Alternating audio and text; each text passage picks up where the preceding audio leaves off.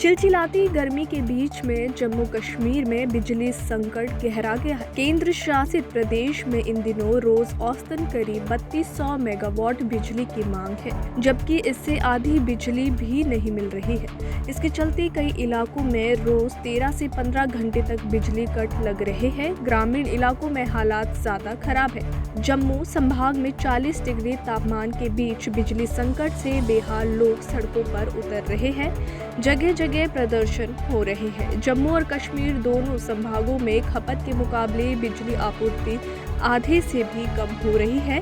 प्रदेश में 3200 मेगावाट बिजली की मांग थी, लेकिन ग्रिड से महज 1300 मेगावाट बिजली ही मिली। पिछले कई दिनों से चल रहे संकट के बीच कई इलाकों में घंटों बिजली कट लग रहे हैं। चिंताजनक ये है कि बिजली का ये संकट अगले 1 माह तक जारी रह सकता है। जम्मू कश्मीर पर चल रही बिजली संकट पर उमर अब्दुल्ला का क्या कुछ कहना है, आइए सुनते हैं। कश्मीर में भी जम्मू में भी बिजली की हालत बहुत ही ज्यादा खराब है। हालांकि गर्मियों के महीनों में हमारे पावर प्रोजेक्ट्स की बिजली की पैदावार जो है सबसे ज्यादा होती है। सर्दियों में हमारी बिजली की प्रोडक्टिविटी जो है वो गिर जाती है। इस बात के बावजूद कि अभी हमारे प्रोजेक्ट्स की बिजली की पैदावार पीक पे है, इस तरह का बिजली का हाल हमने इससे पहले शायद ही ना देखा। और खासकर इस महीने में, रमजान के पाक महीने में, जबकि हम मतलब हर किसी हुकूमत की कोशिश रहती थी कि इफ्तियारी के वक्त और सहरी के वक्त में बिजली की कट ना हो, लेकिन इस बार पता नहीं क्यों, या तो नाकाबिलियत की वजह से या तो फिर जानबूझ के, ये दो ही चीजें हो सकती हैं, तीसरा तो कोई वजह हो नहीं सकता। लेकिन लगातार लोगों की ये शिकायत कि सहरी और इफ्तियारी के वक्त में कट, इसका कहीं ना कहीं इलाज होना चाहिए।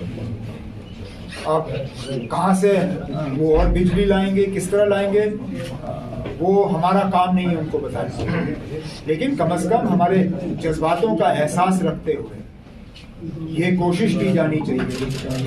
अगर चंद ही घंटे, और it is deliberate, these are the only two reasons. Let the government say what it is. एक तरफ से तो कहते हैं कि हालात लगभग नॉर्मल हैं। अगर हालात नॉर्मल हैं तो फिर जामा मस्जिद में शब और जुमअतुल विदा की इजाजत क्यों नहीं?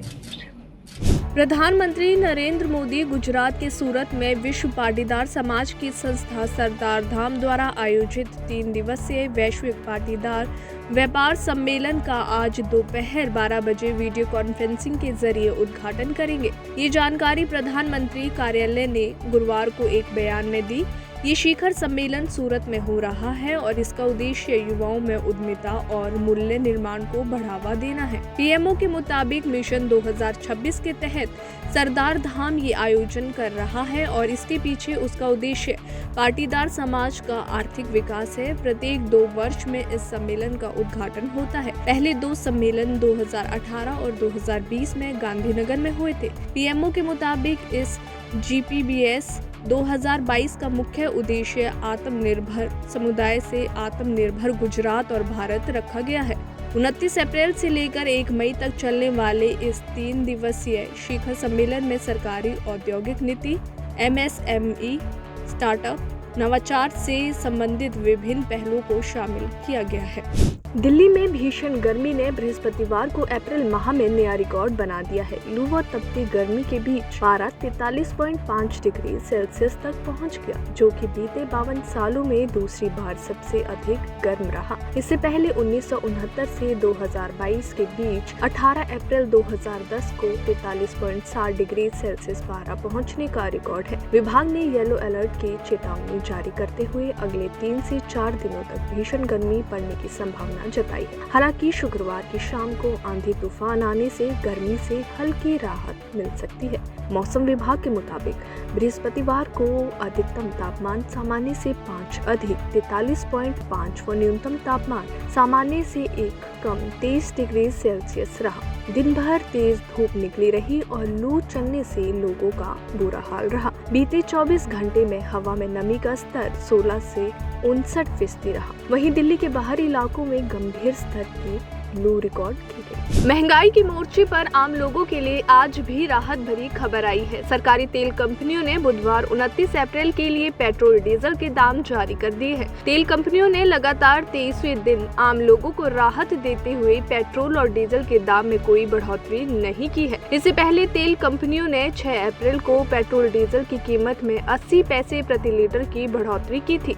दरअसल 22 मार्च से पेट्रोल डीजल के दाम में शुरू हुई बढ़ोतरी इसकी कीमतों में 14 बार वृद्धि करने के बाद बंद हुई है। पिछली 14 बार की बढ़ोतरी में पेट्रोल डीजल 10 रुपए महंगे हो चुके हैं। आपको बता दें कि 22 अप्रैल को देश में पेट्रोल और डीजल की कीमत में बढ़ोतरी का दौर लगातार जारी है। पेट्रोल तथा डीजल की कीमतें रिकॉर्ड 137 दिन तक स्थिर रहने के बाद 22 मार्च को बढ़ाई गई थी। इससे पहले लंबे समय तक पेट्रोल डीजल की कीमतों में बढ़ोतरी नहीं हुई थी। पिछले साल 4 नवंबर के बाद से 21 मार्च तक दोनों ईंधन के दाम में कोई वृद्धि नहीं की गई थी। दिल्ली में आज पेट्रोल 105.41 और डीजल 96.67 रुपए प्रति लीटर बिक रहा है, जबकि मुंबई में पेट्रोल 120.51 रुपए और डीजल 104.70 रुपए प्रति लीटर है। वहीं कोलकाता में पेट्रोल का दाम 115.12 रुपए जबकि डीजल का दाम 99.83 रुपए प्रति लीटर है।